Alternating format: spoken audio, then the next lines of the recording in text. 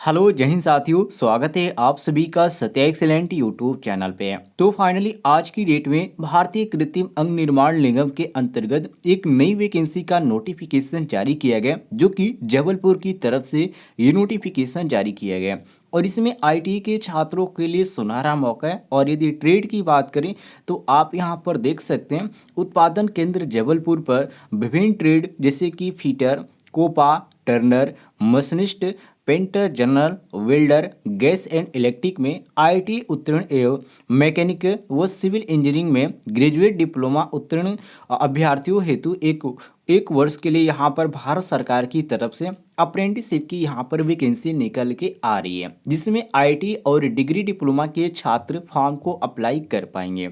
यहाँ पर आप आएंगे नीचे दूसरे नंबर पे आपको इसके बारे में बताया जा रहा है कि ये जो फॉर्म है आप कब तक भर पाएंगे। तो आवेदन पत्र प्राप्त करने की जो अंतिम तिथि है वो 22/11/2022 इसका अंतिम तिथि रखी गई है। ये वैकेंसी निकल के आ रही है एलेनको की तरफ से। तो इसका जो फॉर्म ऑनलाइन किया जाएगा वो www.elenco.in की ऑफिशियल वेबसाइट से ये फॉर्म भरा जाएगा। और यदि आप इस फॉर्म को अप्लाई करना चाहते हैं तो सबसे पहले आपको करना होगा रजिस्ट्रेशन, जिसका लिंक मैं आपको इस वीडियो के डिस्क्रिप्शन बॉक्स में दे दूंगा।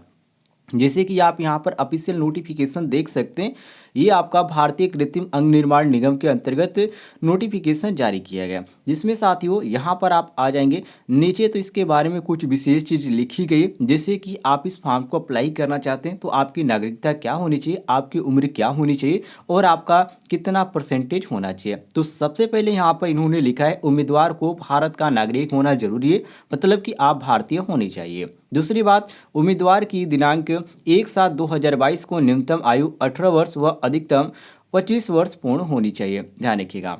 तीसरे नंबर में आप पढ़ सकते हैं, इसमें लिखा गया है कि उम्मीदवार को जो होना चाहिए वो आईटी उम्मीदवार के पास 10+2 शिक्षित पद्धति के अंतर्गत विज्ञान व गणित के साथ 10वीं कक्षा में न्यूनतम 50% के साथ होना चाहिए, इसको भी ध्यान रखिएगा।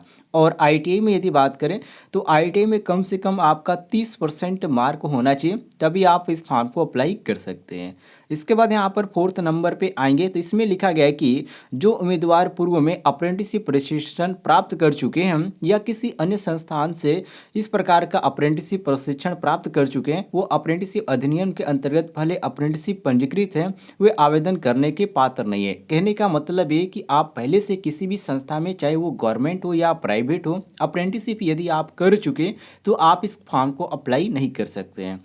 नीचे आएंगे आपको यहाँ पर देखने को मिल जाता है, यहाँ पर 5 नंबर में इसमें साफ तौर पे लिखा गया कि 1 वर्ष या उससे अधिक का कार्य अनुभव रखने वाले उम्मीदवार आवेदन करने के पात्र हैं। मतलब कि आप पहले से अप्रेंटिसशिप कर चुके हैं या आपके पास कुछ ऐसा सर्टिफिकेट है एक्सपीरियंस का, तो आप फॉर्म को अप्लाई नहीं कर सकते हैं।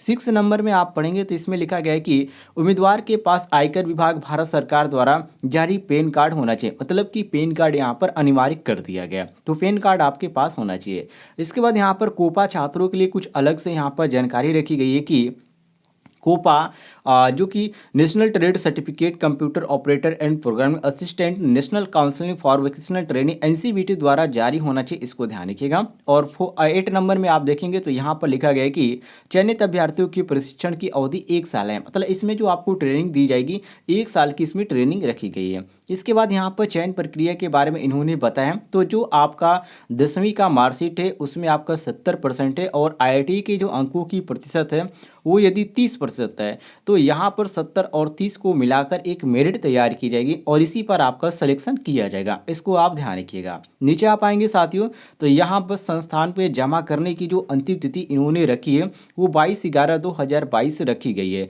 और आवेदन प्रारूप एलेनको वेबसाइट पर ही उपलब्ध है। मतलब कि आप इसकी ऑफिशियल वेबसाइट से ही फॉर्म को अप्लाई कर सकते हैं, जिसका लिंक आपको इस वीडियो के डिस्क्रिप्शन बॉक्स में मिल जाएगा। उससे पहले यहाँ पर एक जरूरी सूचना लिखी गई है नोट में। यहाँ पर लिखा गया कि आवेदन पत्र कार्य दिवस के निगम स्पीड पोस्ट या रजिस्टर्ड पोस्ट द्वारा भी स्वीकार किए जाएंगे। मतलब कि ऑनलाइन भी आप फॉर्म को अप्लाई कर सकते हैं, ऑफलाइन भी भरना चाहें तो ऑफलाइन भी भर सकते हैं, कोई भी दिक्कत नहीं है। यदि आपको कोई भी अदर जानकारी चाहिए तो कमेंट बॉक्स में पूछ लीजिएगा, आपको जानकारी मिल जाएगी।